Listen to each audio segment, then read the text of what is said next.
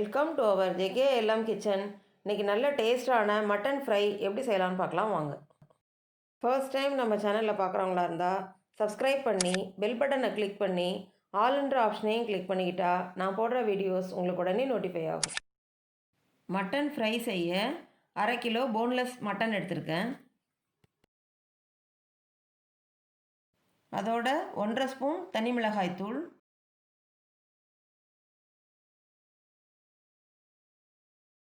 1 spoon தனியாத்தூள், 1/2 spoon மஞ்சள் தூள், 1/2 ஸ்பூன் சோம்புத்தூள், 3/4 ஸ்பூன் உப்பு, 1 ஸ்பூன் இஞ்சி பூண்டு பேஸ்ட், பொடியாக நறுக்கின 5 to 6 கருவேப்பிலை, அதோட 2 ஸ்பூன் எண்ணெய் ஆட் பண்ணிக்கலாம். 1/2 ஸ்பூன் லெமன் ஜூஸ் எல்லாம் ஆட் பண்ணதுக்கப்புறம் நல்லா மிக்ஸ் பண்ணிக்கலாம்.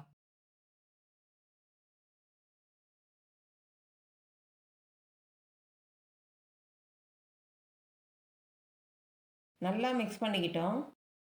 மசாலா மிக்ஸ் பண்ணி வச்சுருக்கிற மட்டனை குக்கரில் ஆட் பண்ணிக்கலாம். அதோட 100 மில்லி தண்ணி ஆட் பண்ணிக்கலாம்.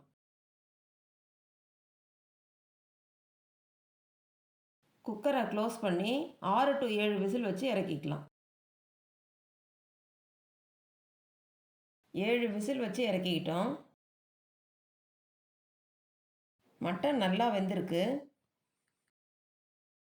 பேனில் 2 ஸ்பூன் எண்ணெய் ஆட் பண்ணிக்கலாம்.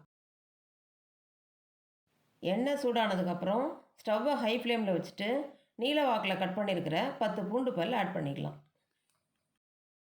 அதோட பொடியாக நறுக்கின 4 சின்ன வெங்காயத்தை ஆட் பண்ணிக்கலாம். கொஞ்சம் கருவேப்பிலை ஆட் பண்ணிக்கலாம். எல்லாத்தையும் ஆட் பண்ணதுக்கப்புறம் நல்லா வதக்கிக்கலாம்.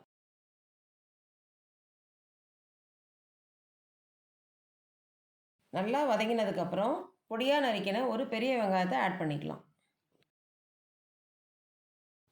வெங்காயம் நல்லா கோல்டன் ப்ரௌன் கலர் வர வரைக்கும் வதக்கிக்கலாம். வெங்காயம் நல்லா வதங்கினதுக்கப்புறம் நம்ம வேக வச்ச மட்டனையும் ஆட் பண்ணிக்கலாம்.